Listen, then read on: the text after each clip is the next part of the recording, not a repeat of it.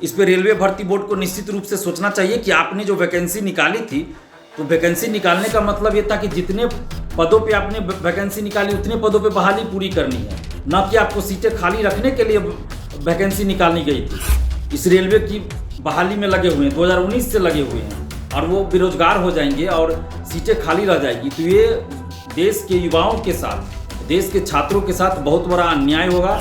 सरकार ने आपको रिक्तियां भेजी, केंद्र सरकार ने, तो इसका ये मतलब नहीं था कि आप 1 लाख सीट पे निकाला गया वैकेंसी और 50,000 पे पूरा कीजिए, 50,000 सीट खाली रह दीजिए। ऐसा नहीं होना चाहिए। तो सरकार को, केंद्र सरकार को, रेल मंत्री जी को, रेल मंत्रालय को और रेलवे भर्ती बोर्ड को इस पर गंभीरतापूर्वक विचार करना चाहिए कि बहाली की प्रक्रिया आप इस तरह का बनाइए, इस तरह से बहाली कीजिए ताकि सीटें खाली न रहे। नमस्कार, आप देख रहे हैं द बिहार टॉप। मैं हूं आदेशपुरी। आरआरबी के द्वारा एनटीपीसी और ग्रुप डी की परीक्षा अंतिम पड़ाव पे है। अंतिम समय चल रहा है और इसके बाद रिज़ल्ट देने की प्रक्रिया शुरू होगी। ऐसे में ये बातें चल रही हैं कि पहले ग्रुप डी के रिज़ल्ट दिए जाएंगे, उसके बाद एनटीपीसी के रिज़ल्ट दिए जाएंगे। ऐसे में आपको बता दें कि बहुत सारे छात्र हैं जो कि ग्रुप डी और एनटीपीसी दोनों परीक्षा दिए हुए हैं।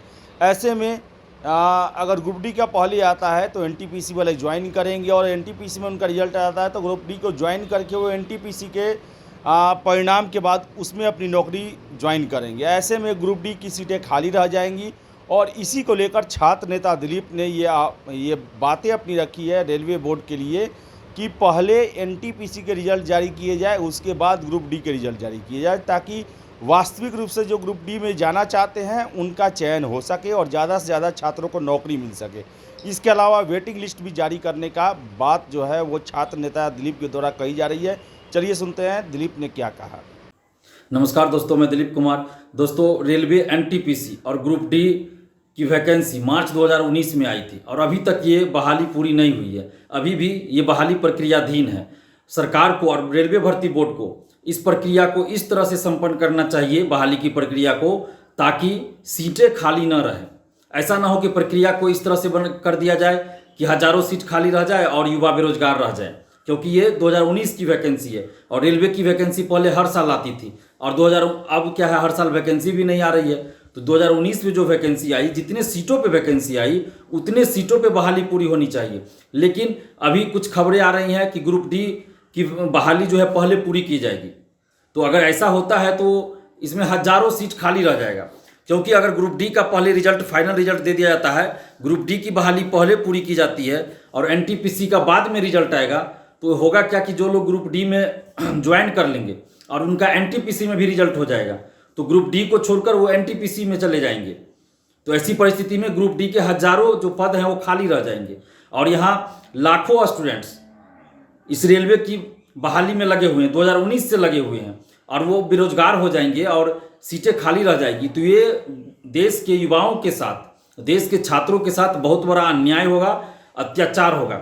इसलिए सरकार को भी चाहिए, रेल मंत्री को भी चाहिए, रेल मंत्रालय को भी और रेलवे भर्ती बोर्ड को भी, कि अपने फैसले पे वो पुनर्विचार करे और रेलवे एनटीपीसी की बहाली पहले पूरी करे। रेलवे एनटीपीसी की बहाली को पहले पूरी कर दे और उसके बाद ग्रुप डी का फाइनल रिजल्ट जारी करे। इससे क्या होगा कि जो लोग रेलवे एनटीपीसी में सेलेक्ट हो जाएंगे वो ग्रुप डी में नहीं जाएंगे, ग्रुप डी के लिए वो काउंसलिंग नहीं करवाएंगे, ग्रुप डी में नहीं जाएंगे। तो ऐसी परिस्थिति में क्या होगा, सीटें खाली नहीं रहेगी।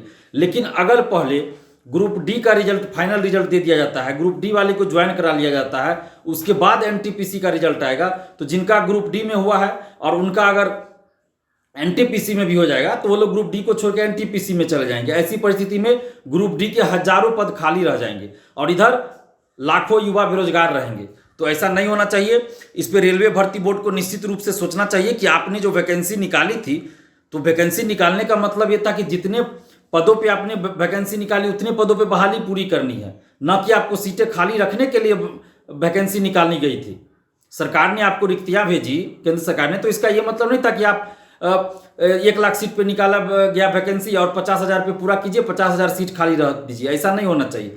जितने सीटों पे आपने वैकेंसी निकाली उतने सीटों पे आप बहाली को पूरा कीजिए, उतने सीटों पे नौकरी दीजिए युवाओं को। और दूसरी तरफ वेटिंग लिस्ट भी दोनों में, एनटीपीसी और ग्रुप डी दोनों में वेटिंग लिस्ट भी जारी होना चाहिए। क्योंकि होता क्या है, बहुत सारे लोग ज्वाइन भी कर लेते हैं तो उसके बाद अगर उनका कहीं और जॉब लग गया या कुछ और परिस्थितियों की वजह से वो छोड़ देते हैं। जैसे ग्रुप डी में अधिकतर लोग 3 महीना 2 महीना 1 महीना के बाद छोड़ भी देते हैं, रिजाइन मार देते हैं। ऐसा पिछला रिकॉर्ड भी रेलवे में देखा गया है कि ग्रुप डी से 1-2 महीना 3 महीना के बाद बहुत से लोग नौकरी छोड़ देते हैं। उनका सिलेक्शन अगर कहीं और हो जाता है या किसी और वजह से भी, तो वैसी परिस्थिति में ग्रुप डी के हजारों पद खाली रह जाते हैं। जैसा कि पिछली वैकेंसी को अगर देखा जाए तो उससे ये पता चलता है कि बहुत सारी सीटें, हजारों सीटें खाली रह जाती है। तो इसलिए रेलवे को चाहिए एनटीपीसी और ग्रुप डी दोनों में वेटिंग लिस्ट का भी प्रावधान करे ताकि सीटें खाली न रहें। तो सरकार को, केंद्र सरकार को, रेल मंत्री जी को, रेल मंत्रालय को और रेलवे भर्ती बोर्ड को इस पर गंभीरतापूर्वक विचार करना चाहिए कि बहाली की प्रक्रिया आप इस तरह का बनाइए, इस तरह से बहाली कीजिए ताकि सीटें खाली न रहे। इसके लिए आप वेटिंग लिस्ट भी एनटीपीसी और ग्रुप डी दोनों में वेटिंग लिस्ट भी जारी करने का प्रावधान कीजिए, वेटिंग लिस्ट जारी कीजिए। और पहले group D, railway group D की बहाली को संपन्न कीजिए, उसके बाद एनटीपीसी का फाइनल रिजल्ट प्रकाशित कीजिए ताकि सीटें खाली न रहे। इसलिए आप जितने भी रेलवे अभ्यर्थी हैं, आपसे भी आग्रह कर रहे हैं हम कि आप अपने हक और अधिकार के लिए आवाज़ उठाइए और सोशल साइट्स पे, कम से कम फेसबुक हुआ, ट्विटर हुआ, यूट्यूब हुआ, उस पर आप अपने हक और अधिकार की आवाज़ उठाइए और मांग कीजिए कि रेलवे ग्रुप डी का फाइनल रिजल्ट पहले आए, रेलवे ग्रुप डी की बहाली को पहले संपन्न किया जाए, उसके बाद एनटीपीसी का फाइनल रिजल्ट जारी किया जाए और दोनों में वेटिंग लिस्ट जारी किया जाए। धन्यवाद, जय हिंद।